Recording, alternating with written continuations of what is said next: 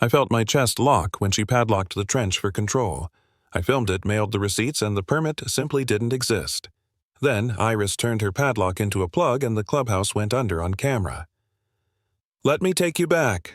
Cicadas stitched a steady buzz across the cul-de-sac when I stepped out with a mug and pruning shears. The light had that crisp Carolina glare that makes everything look freshly painted: driveways, mailboxes, even the cracks in my back steps.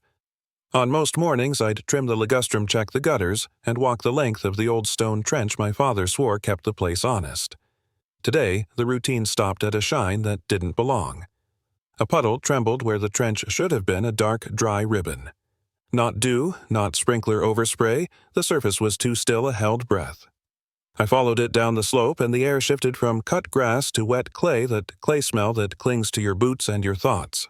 The stones Dad had set, flat river rock, 2 hands each, disappeared under a crossbar of fresh pine pale as bone. Untreated posts drove straight through the channel, and short boards ran between them like teeth. Someone had decided the ground needed a mouth guard. A flyer was stapled crooked to the nearest post. Beautification Initiative. It chirped with a cheerful serif and a do not disturb. The staple already showed a blush of rust from last night's humidity.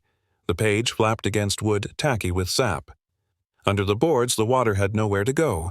It pooled, reflected the sky, and lapped at the stones like a polite knock no one planned to answer. Our lots run together in a way that makes old surveys matter. Across the way, Maggie Holloway's backyard sat in cathedral order, white lattice boxwoods trimmed to equidistant domes, a pair of planters that matched her porch swing cushions. Maggie's the kind of neighbor who can pronounce bylaws with 3 syllables and make you feel the law in the middle. For 6 years, we'd traded nods and weather commentary. She liked minutes and agendas. I liked things that worked. I stepped over the tiny rope they'd strung to frame a future flower bed and pressed a heel into the soil beyond. The mulch looked generous. The dirt beneath was as tight as fired tile. No perforation, no fabric, no place to breathe. I'd spent 30 years telling buildings what water would do to them if they pretended gravity was optional. Seeing the same pretense on my slope gave me the kind of headache that starts in your jaw. Halfway up the yard, a breeze came through the pines and carried a little bite of chlorine from the clubhouse pool. Somewhere, a gate chirped its keypad beep. A golf cart hummed past the end of the street with that bright orange safety flag wagging like good news. Everything was ordinary, in a way that makes trouble look personal. I took pictures. The fence, the crooked flyer, the sheen along the stones where the flow used to slip east and away. I shot a 15-second video so you could see the surface hold, and then I climbed back up to the porch with my mug cooling in my hand. There was a white envelope taped to my front door with blue painter's tape that chewed a curl of paint when I peeled it back. Willow Ridge. HOA, in small capitals across the top, a box beneath notice of violation. Someone had checked unauthorized drainage feature and hazardous terrain. Fine, $250. Payment due in 7 days. The date was today. The signature looked like an M dragged by a windshield wiper. I read the letter once standing and once sitting down, then again, because the first 2 reads weren't enough to keep my temper from getting ahead of my plan. Inside, I spread the notice on the desk and set my father's pocket watch beside it. Silver case hinge still smooth, the face clean as a truth you don't have to sell. H.K. Senior scratched faintly on the back. He gave it to me the day I told him I was leaving field audits for the kind of office where people say deliverable out loud. Time looks different in paper, he'd said. Listen to water before you argue with people.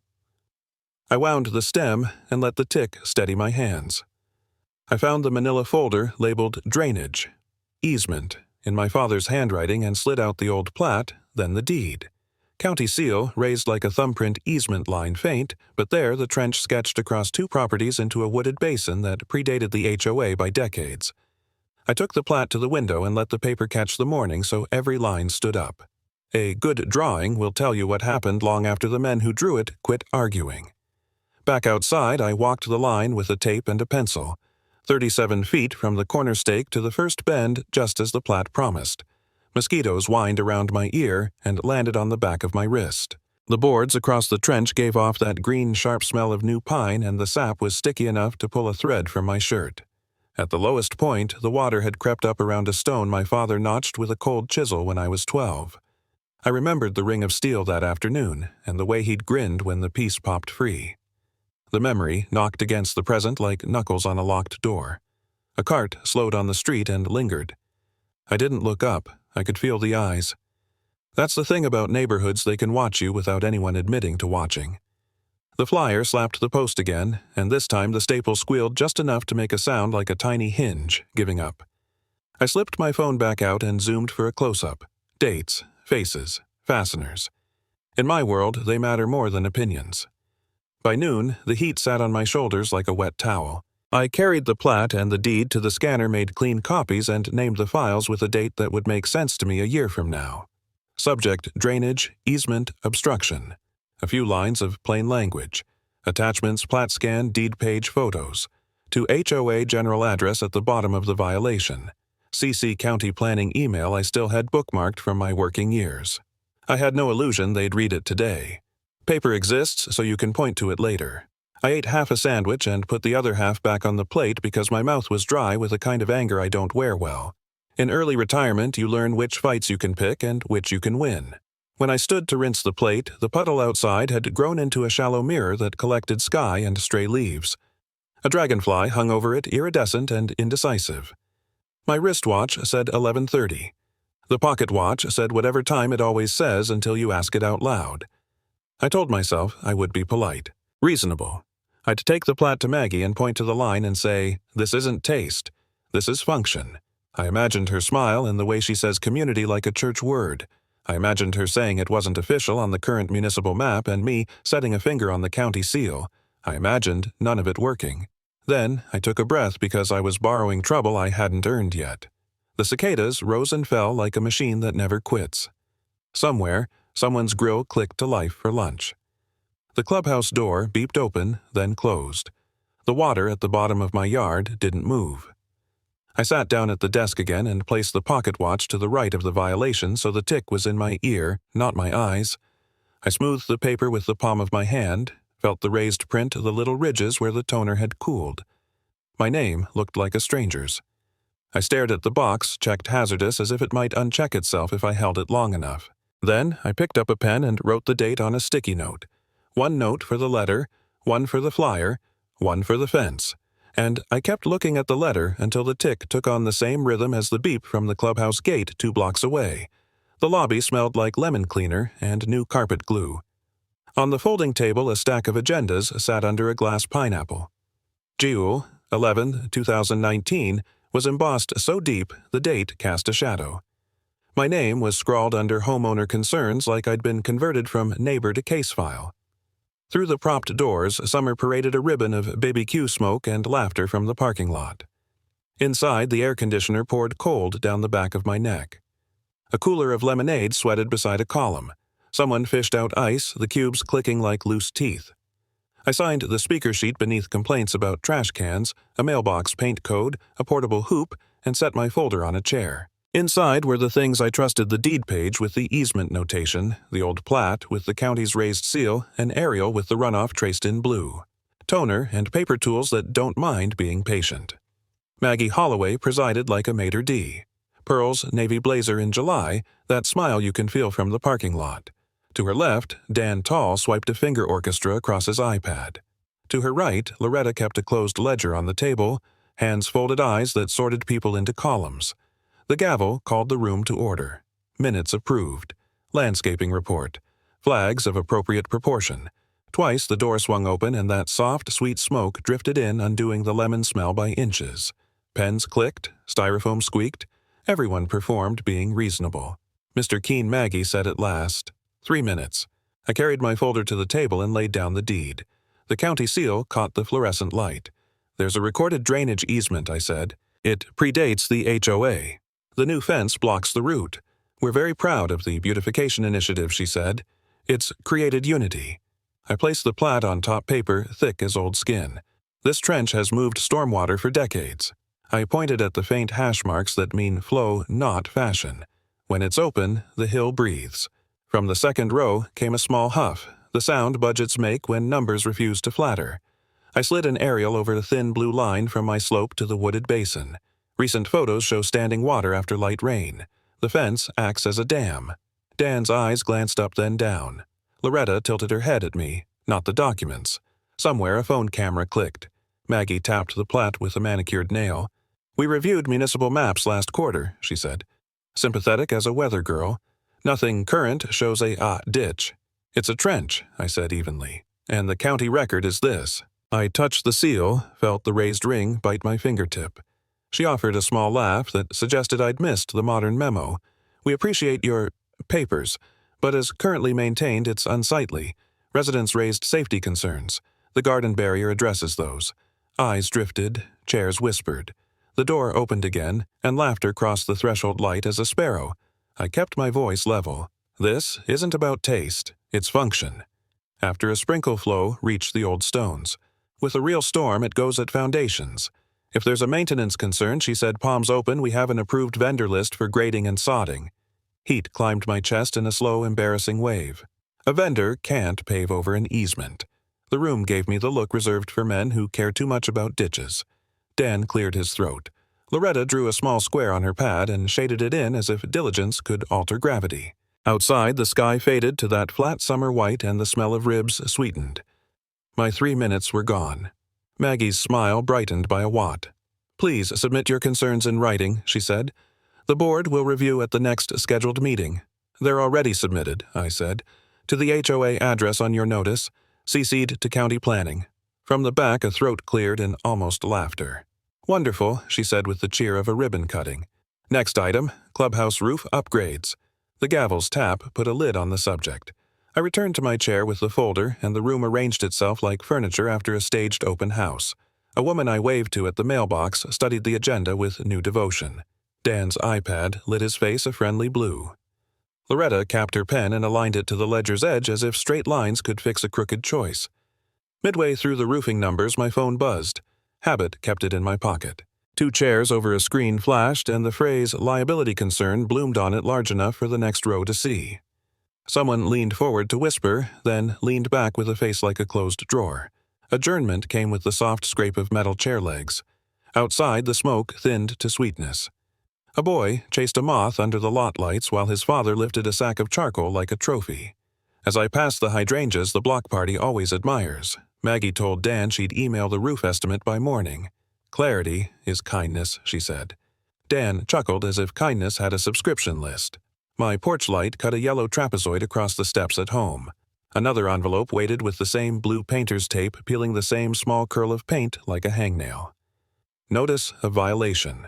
Same format, a new box checked failure to abate, and the fine A rung higher on the same ladder. I didn't need the pocket watch to know how quickly time moves when it's not yours. I stood there a moment, paper soft against my palm, listening to the cicadas wind up and the neighbor's grill lid clank shut. I slid the letter from its sleeve, smoothed the edge with my thumb, and walked it inside to file beside the first. The house kept a thin thread of lemon and smoke from the meeting, a souvenir that didn't ask permission to stay. The garage smelled like old motor oil and warm dust.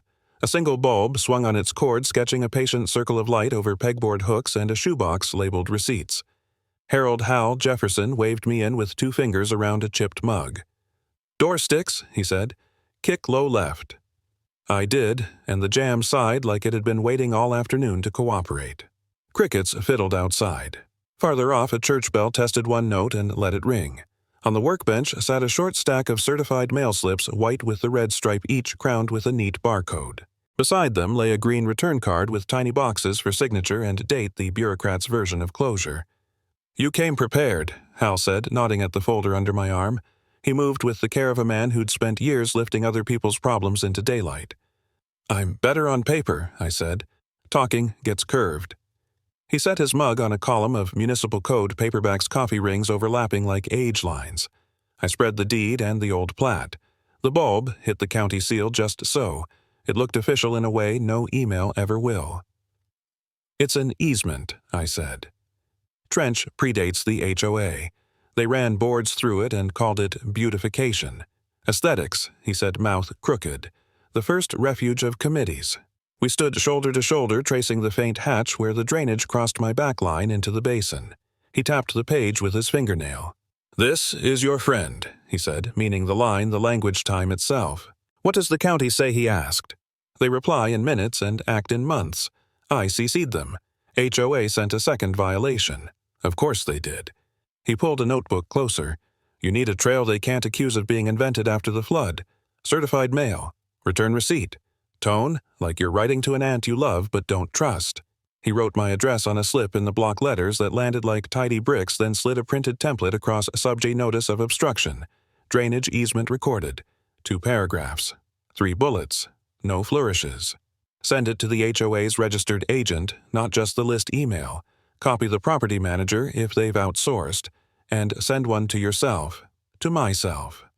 So the postmark puts the day on your side, he said. Judges get old. They like markers. He circled a statute line in a paperback with a yellow pencil that shook a little. Pre-existing drainage easements shall not be impeded without permit and consent, he read. Different counties, same song. People say grandfathered when they don't want to admit time beats them. They'll make it about taste and safety, he added. Taste is polite. Safety is where they try to turn your ditch into a villain. I've got photos, I said. Dates, a short video. Standing water after a sprinkle. Good. Document like you're convincing your future self. Certified mail. Email the main address and 1 board member. CC city planning. Print confirmations. Keep a log. Keep the tone. Sunday morning calm. A box fan clicked its own rhythm blades winking light. He opened a drawer, produced a battered 3-hole punch and a slim binder with a clear cover. He slid the template into the sleeve. You won't outshout them at a meeting, he said, but you can outlast them on paper. My phone buzzed, do not reply. Your email has been received. No name attached. I set it face down. The bulb swayed, throwing light on a framed clipping community safety alert 6 years old. A man stood in front of the pool house yard, jaw tight. That was mine, Hal said. I questioned a spending line tied to somebody's cousin. They painted me reckless. 2 years and a refinance before I got an apology in the passive voice. What did you learn? He tapped the red-striped slip. Paper and patience, and who still stands near you at the mailbox. The church bell tried another note. Crickets paused, then resumed tuned. A breeze touched the door and nudged my heel. What about the meetings, I asked. Stand or sit? Stand when it serves you, he said. Sit when they fish. 3 minutes. 1 page. Don't let smirks write your tone.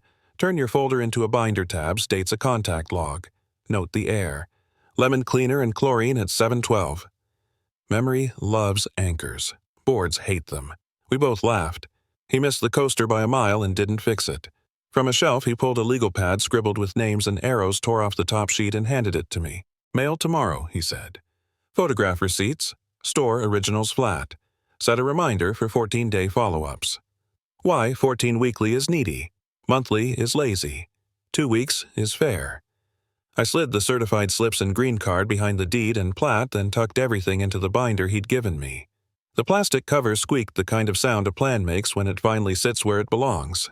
Why help me? I asked. Because I was you, and I didn't have me, he said. And because pettiness is a bad hobby for adults. Somebody has to say so with a straight face. He walked me to the door. The night held a faint cool, like water hiding in shade. His hand settled on my shoulder, steadying, not performative. They'll escalate before they retreat, he said. Expect a safety email with your lot outlined in red. Expect slow walkers with phone cameras. Don't bite. Paper is your fight. Something in my chest rethreaded from steam to cord. All right, I said. He squeezed once, then let go. They'll try to paint you dangerous before they admit wrong, Hal said, voice low, so it traveled whole. Be ready. The clubhouse lights hummed a thin blue as they flickered on the kind of neon that makes paper look colder. Lemon polish hung in the air. I laid my laminated drainage maps on the glossy table and squared the corners with my thumbs. Heart steady. Binder tabs lined like teeth. Deed plat, 1980s. Hydrology certified receipts. I set my father's pocket watch beside my notes habit not theater and clicked the pen once to mark the start. Maggie stood at the head with the composure of a ribbon cutting. Her nephew Hoyt hovered by the side wall in a plaid shirt that still had the fold crease's phone tilted to catch my page and my face. He and Maggie exchanged a whisper that ran more on air than sound. I saw the quick smile he gave her. Boys do love a game when they think they hold the scorecard, Mr. Keen, Maggie said, bright as a foyer lamp. You have the floor. I'll be brief, I said, and slid the first sheet forward. This is the recorded drainage easement from the deed. The trench predates the HOA and discharges to the basin behind the wood line. I kept my tone Sunday morning even, when the boards went in runoff began pooling on the downslope. Loretta looked at the paper, then at me, then back at the paper as if it might confess. Dan pretended his iPad required urgent attention. I placed the older plat next thick beige paper corners gone soft. "The county's line is here," I said, touching the faint hatch marks that meant water, not taste. "This is not decorative." "Decorative is in the eye," Maggie said, gentle as a teacher correcting chalk grip. I slid the hydrology chart on top a simple grade profile elevations with modest decimals arrows showing flow direction. Slope carries water at an average of 2% to the east. With the fence in place, it's 0. Standing water after light rain. We all saw last week's shower. A neighbor behind me coughed into a fist, the kind of cough people use when they mean bless your heart.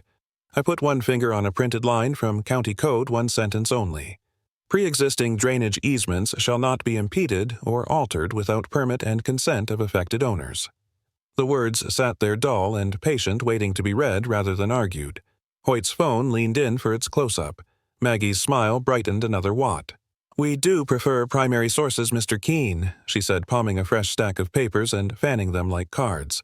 "And speaking of sources, we've had safety concerns raised by multiple residents." She held up a newsletter. The masthead Willow Ridge Updates wore the community logo like a seal of approval. A shaded overlay in red marked a rectangle that could only be my property. Community safety. Alert, the headline declared in a font that pretended not to scold. The paragraph didn't say my name, but the map did the pointing as cleanly as any finger. She handed a copy to Dan, then to Loretta, then to the front row. The ink was fresh enough that it smudged on Loretta's thumb. She rubbed it away and left a gray crescent on the table. The AC vent above us coughed and then held a long breath. Somewhere, a fluorescent tube buzzed itself, tired. Unsanctioned modifications to stormwater routes, Maggie read, gentle authority wrapped in neighborliness. Potential liability exposure. Residents are advised to report concerns. I haven't modified anything I said, the words coming out level because I had practiced them into level. I cleared debris to keep the original channel open. "You drove boards through it. There's no need to raise your voice," she said without looking up. I hadn't. The room made its small disapproving music anyway, chair legs whispering on carpet, a styrofoam cup deforming in someone's tight grip. Two neighbors I sometimes spoke to at the mailbox refused to look at me. Their focus went laser true to the agenda, to the edge of the gavel base, to any square inch not occupied by a man with a map. I set a photo on top of the stack. This is the trench last summer. This is the same spot after the fence. Side by side, the flow and the mirror. I can give you timestamps. Phones can be persuasive, Maggie said, and misleading. Hoyt's phone raised an inch higher, its lens reflecting one of the neon tubes in a way that made it look like a thin blade. I felt heat rise, but not to my voice, to my hands. "This isn't about persuasion," I said. "Water is not a debate, it is a route." "Let's be constructive," she said, and turned the newsletter so the red rectangle faced the rows behind me. "We've had multiple families express fear about a trench of unknown origin known." The word left before I meant it to. The origin is the deed. Dan blinked at his iPad like it needed sympathy. Loretta's pen hovered, then landed to make a tiny box in the corner of her pad. She shaded it with careful incremental strokes. In the back row, a muffled giggle popped and died. Miniature cliffs happen without anyone jumping. The room had that drop you feel in a plane when the pilot says light chop. The fluorescent hummed. I watched the red rectangle on the newsletter bleed into someone's palm as they held it. That is how you paint a man dangerous without using paint. I took a breath and lined the documents again. Deed, plat, chart, photo. "I'm asking for removal of the obstruction." I said each word clipped clean. "And cancellation of the fines levied on the basis of an unauthorized drainage feature that's older than the logo on your letterhead." "We appreciate your passion," Maggie said. She had a smile for that word that made it rhymes with problem. "The board will confer with council." "Council?" I asked. "Outside counsel," she said, and the phrase sat on the table with more weight than the gavel. "To ensure our liability posture reflects best practices." It was almost funny the way words can dress a stick in a suit and call it a policy. Something in me tightened, then snapped, not loud, not public. I brought my palm down flat on the table, not as a threat, but to make paper stop moving. The binder jumped. The pocket watch slid off the edge, struck the laminate, and bounced once. The glass face spidered in a star. The sound was small and pulled every eye in the room as if it had been a gunshot. I crouched at once, lifted it, and felt the grain of a crack under my thumb. I didn't say a word. The watch's hands still ticked blind and determined. I set it beside the charts again, a little farther from the edge. The AC vent found its breath and pushed a ribbon of cold along the tabletop. Maggie glanced at the broken face and then at me with the softest victory I'd ever seen. "The board will be in touch," she said. "In writing." Hoyt's phone caught the watch, then my face, then the watch again, like an amateur filmmaker tempted by metaphor. Behind him the neon hummed, and somewhere a styrofoam cup surrendered with a squeak that made two people wince. When the adjournment came, it arrived as a hard smile and a tap of wood on wood. Outside counsel. The phrase repeated itself in my head like a screensaver. People stood newsletters, folded whispers, rose and developed small legs. Two neighbors detoured wide around my row as if distance itself were insurance. At the door, a board member I barely knew said, "This is for the best," in a tone that could sell a mattress. I carried the binder out to the lobby, and the lemon polish sharpened in the cooler air as if clean could cancel what had just been made dirty. In the parking lot, the night had that blue it wears before it gives up to dark. I loaded the binder onto the passenger seat, slid the broken watch into my palm, and looked at the crack web at how it didn't touch the center yet. Behind the glass, the second's hand kept grinding around, loyal as a dog that doesn't care what you've dropped. My phone buzzed. Board update. The HOA has retained Banning and Shields as outside counsel to advise on stormwater concerns. No greeting, no name. Efficiency is a kind of smirk. I looked back at the clubhouse. Through the windows, Maggie laughed at something Hoyt showed her on the phone. The laugh reached the glass and flattened. I turned the key and sat there with my hand on the wheel. The hum of the AC through the vents sounded like the meeting had followed me home. The envelope waited on the step like a pale fish. Same blue painter's tape, same curl of paint tugged loose, same blocky return, Willow Ridge, HOA. Humidity made the paper limp. At the signature line, the ink had bled into a dark halo. Cease and desist sat in the middle like a stamp on my chest. Dismantle all unapproved drainage features within 72 hours. Failure to comply will result in escalation to $500 and further action. The date stamp leaned right as if pressed by a hurried hand. Lemon cleaner clung to the page. On the porch rail, sweat from my forearm mapped a damp little county of its own. My phone chirped emergency alert. Tropical system. Iris has strengthened. Expect 6 to 10 rain. Prepare now. The screen glowed against a sky turning bruise purple. Clouds stacked over the pines. The air tasted metallic, that pre-storm tang you get before a transformer pops. Cicadas sawed at the heat as if volume could bargain with weather. Across the fence, Hoyt angled his phone through a gap. "Yep," he whispered, not quiet at all. "He's reading it." The lens wobbled, caught my porch light, flared like a tiny sun. "Will flag compliance," he breathed. Same subject line. 2 pings hit my inbox. Subject, community compliance escalation. Subject, community safety reminder. The first was brisk. Your failure to abate poses risk to adjacent properties. The second wore neighborly clothes. As Iris approaches, please avoid unauthorized alterations that could endanger aesthetics or safety. A loose newsletter page skated across the step and stuck to the damp wood. When I peeled it away, ink smudged my thumb like a low bruise. 72 hours to dismantle what I hadn't built.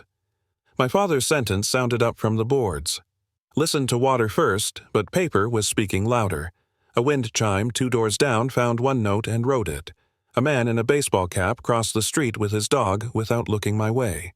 From the direction of the cul-de-sac, a woman said, "If he hadn't been messing with that ditch," and another voice finished, "He likes to make trouble."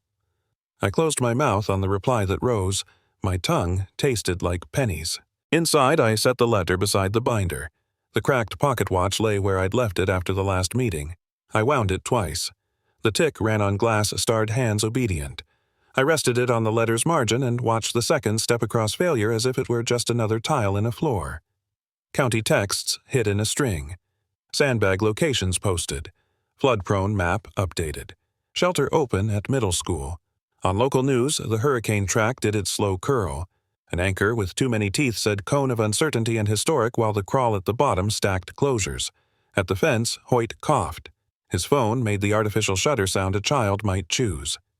Maggie appeared at the corner in her white cardigan, immaculate in the heat. Clipboard, tucked hair smoothed. She didn't step onto my lot, she didn't need to. We're asking for cooperation. She called pitching we like a blessing. This is about safety. It's about water going where it's always gone, I said. I kept my tone how calm.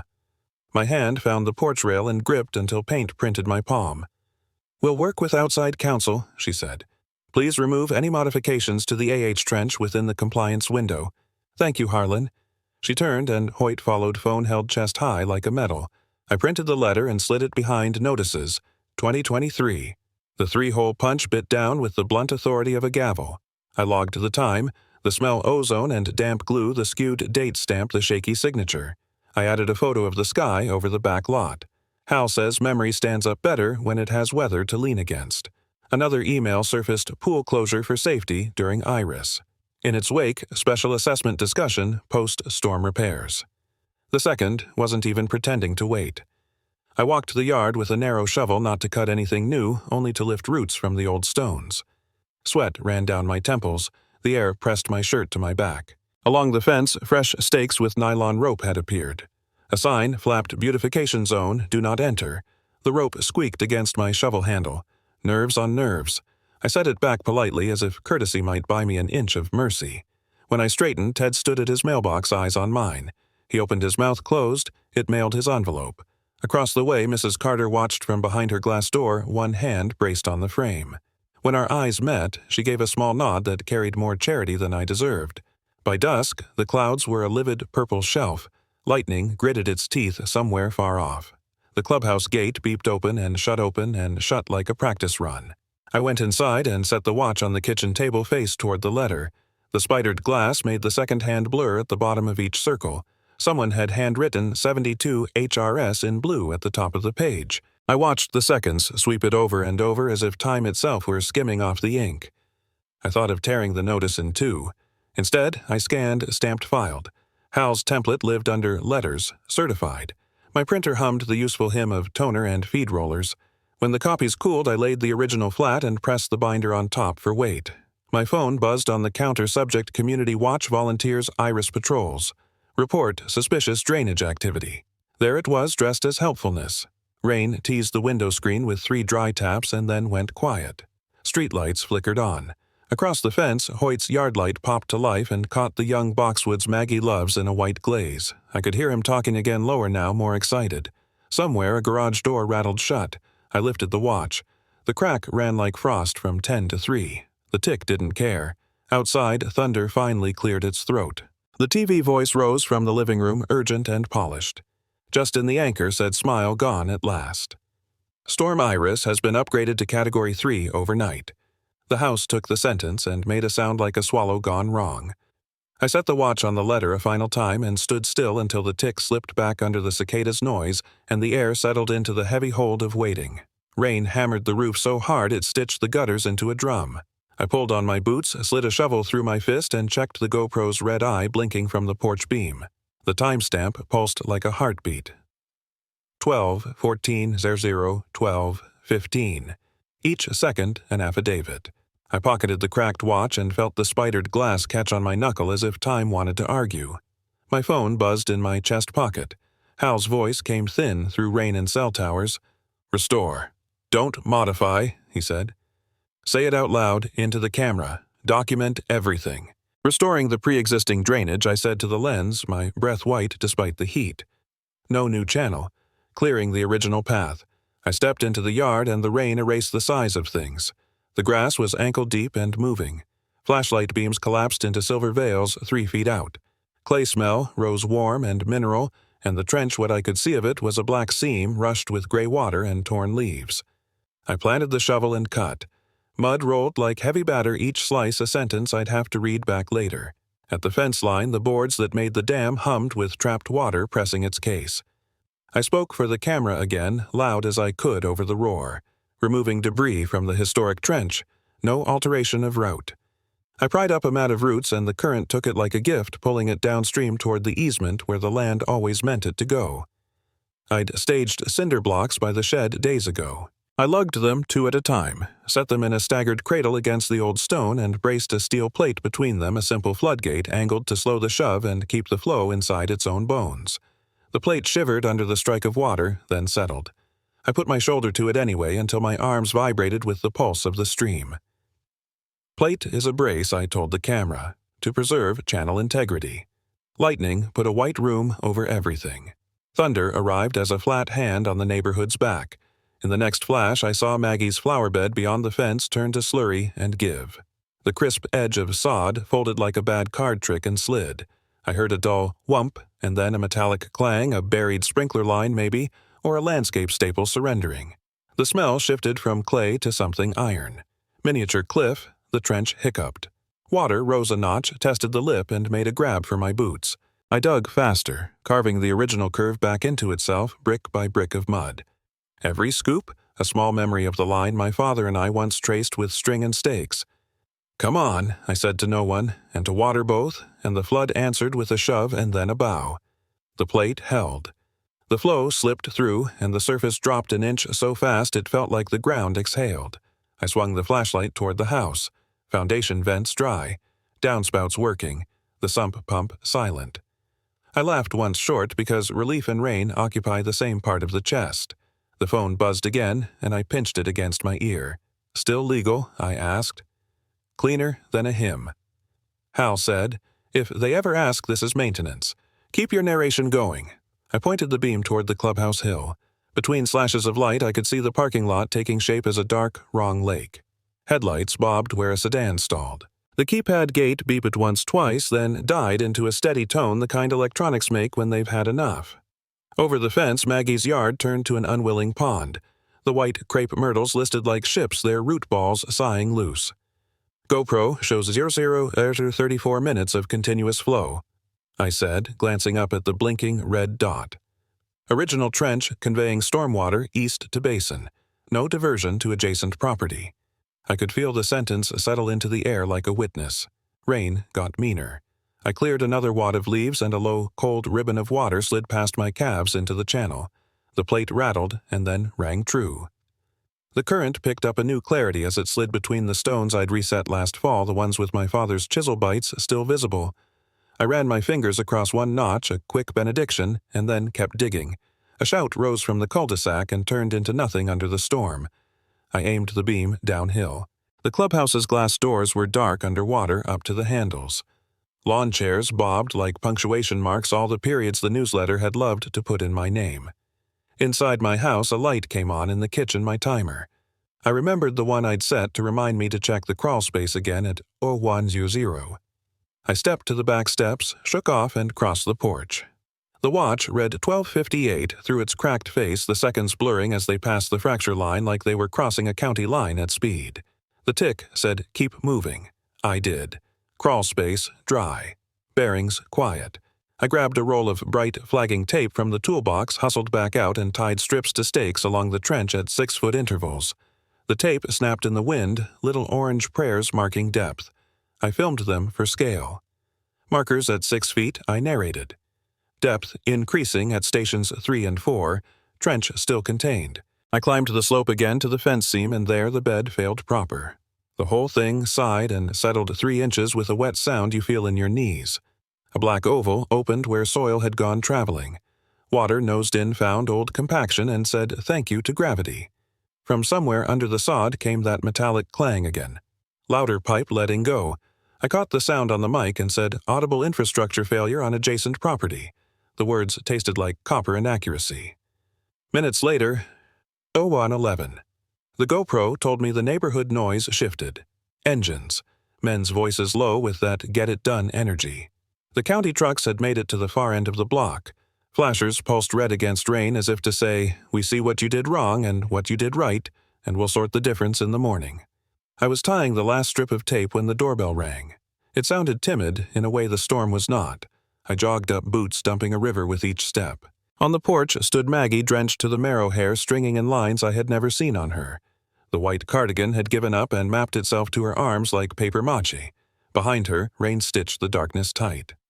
"Open it, for the clubhouse," she said, breath, thin voice, shaking its way toward command and failing. "It's already open," I said, quiet, not unkind. The words walked out of me in the same cadence I used for the camera. "It's been open the whole time." She blinked rain, and something else off her lashes looked past me at the porch beam where the GoPro blinked its red patient blink, and then at the yard where the trench ran loud and lawful. For 1 second, just one, the storm let us hear only water doing what it knows. I stepped aside. Not for her to come in, not to make a point, just to let the rain have the doorway. The high school gym smelled like damp sneakers and lemon cleaner. Folding chairs scraped concrete as neighbors found seats. The PA coughed a feedback pop. Everyone flinched. I stood by the baseline tape and watched umbrellas drip into buckets along the wall. Hal arrived in a faded blazer. He pressed something cool into my palm and folded my fingers over it. "Put it where she can see," he said. The watch felt heavier for being whole again glass, clear the old crack only a faint seam.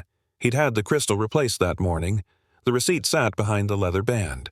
On the stage, the interim board sat behind a cafeteria table. A city rep adjusted the mic. The scoreboard glowed home and guest. Maggie entered late. The white cardigan was gone. A gray sweater clung to her shoulders. Her hair had surrendered to weather.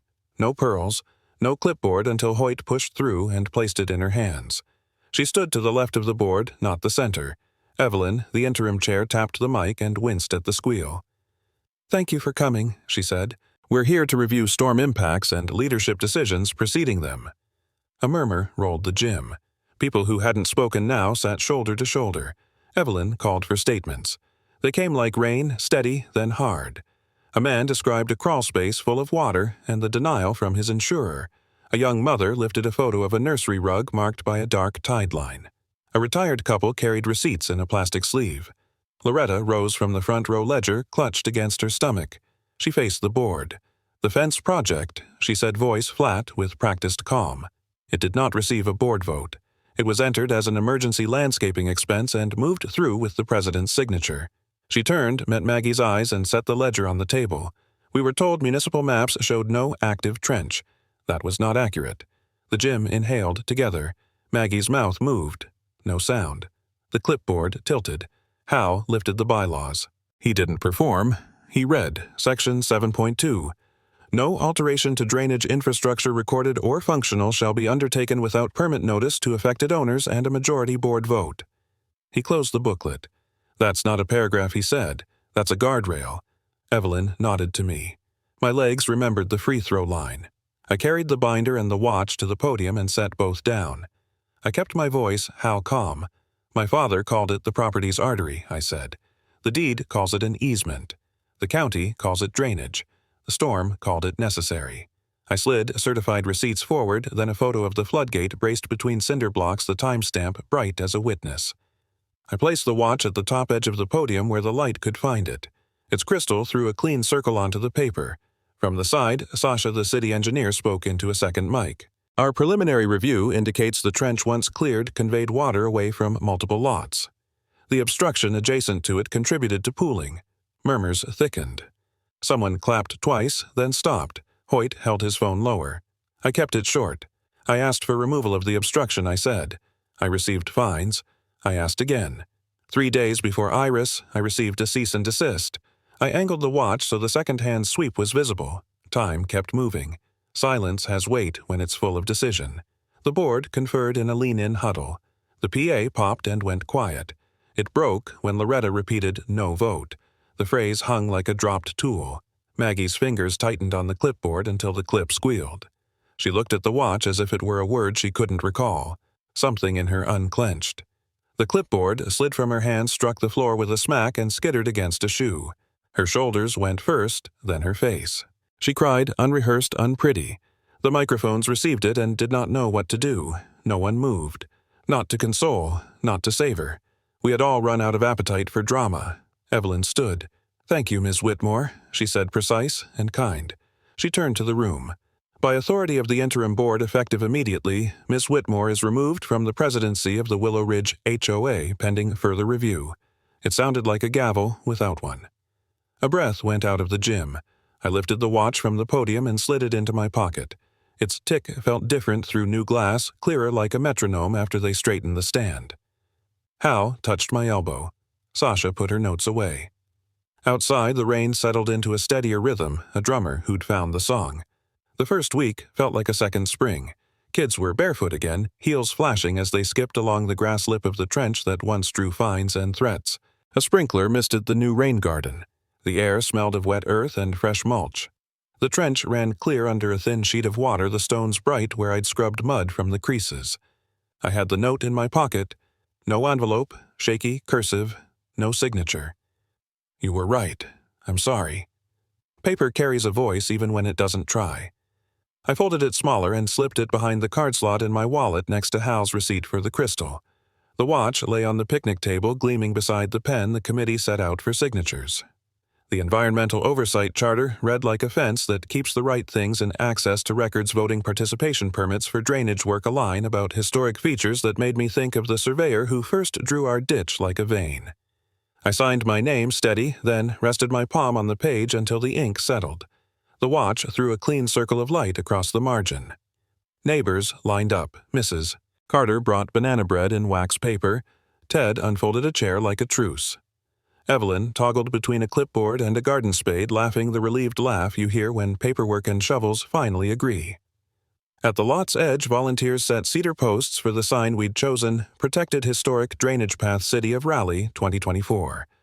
The letters were routed crisp and black against sealed wood. Sasha from the engineering office checked the placement with a small level the bubble centered like a polite nod. Good fall, she said, squinting down the line of stones. You won't have to babysit it. I told her I'd come out in the first rain anyway. By noon, the rain garden looked like a quilt blue flag, iris in one swath, switchgrass in another button bush at the bend. Children argued amiably over who got to push the mulch sled. Teenagers planted without their phones. Evelyn handed me a short speech. I told her the land already knew what I'd say. The city council rep arrived in mud-ready boots. On behalf of the council, she said into a portable mic that popped once we recognized the residents of Willow Ridge for acting before policy caught up. Applause rose and softened under the trees. Hal grinned behind a paper cup. Later, we gathered at the trench for the dedication. The sign stood ready, the posts braced with wedges that squeaked when tested. I set the watch on the top rail face, shining in noon light. The second-hand sweep looked less like a clock than a small paddle wheel. Evelyn gave a nod, and together we peeled the canvas away. The letters caught the sun. People clapped as if applauding a rule. 2 boys splashed in the overflow where the channel feathered into a shallow spreader. Their mother didn't scold. She watched like I did with a quiet that knows water, and children are kin when you give them room. From the far end of the block drifted barbecue smoke. A lid clanked once. Work went on after this ribbon moment. We tamped soil around the posts, wrote down serial numbers of the check valves the city installed at the culvert, and handed out seed packets labeled with notes about deep roots. A volunteer taped the program in the clubhouse window, rebuilt glass, same frame, different tone. I walked the trench one last time, palm trailing cool stone. The water made its quiet talk, the kind that never needed my opinion, only my attention. Neighbors waved. Some asked about slope. Others only wanted a word like fine. I gave it. Back home, I poured coffee and took the porch chair my father favored. The watch sat warm in my pocket, crystal smooth under my thumb. I pulled the note and read it again. You were right. I'm sorry. It felt less like vindication than relief, like a door had become a window and then opened. Across the yard, the new sign faced the street with its unblinking authority. A mockingbird lit on the cedar post and approved the way birds approve by trusting it enough to stand. Afternoon light reached down the trench and turned the water to a silver ribbon that seemed to start at the past and run into whatever we were making next. I lifted the mug and watched that ribbon, counting the breaths between wind moves and leaf flickers. No sirens, no emails, no painter's tape on the door, just the long sound of things doing what they were built to do. Justice flows slow but sure. Here, in this place. The HOA gate is quiet now, and the new cedar sign, Protected Historic Drainage Path, catches the late sun while barbecue smoke drifts across laughing kids and damp grass. I touch the repaired watch on the table. The crystal is clear. The tick unhurried, like the neighborhood's breathing at last. We didn't win by shouting we learned the rules, showed our receipts, planted iris, and wrote a charter that outlives any smirk. Justice isn't loud, it's steady, and when it arrives it leaves a place better than it found it. If your block is tangled in notices and whispers, gather facts, gather neighbors, and give it time. Then tell me, where has your town finally turned the tide?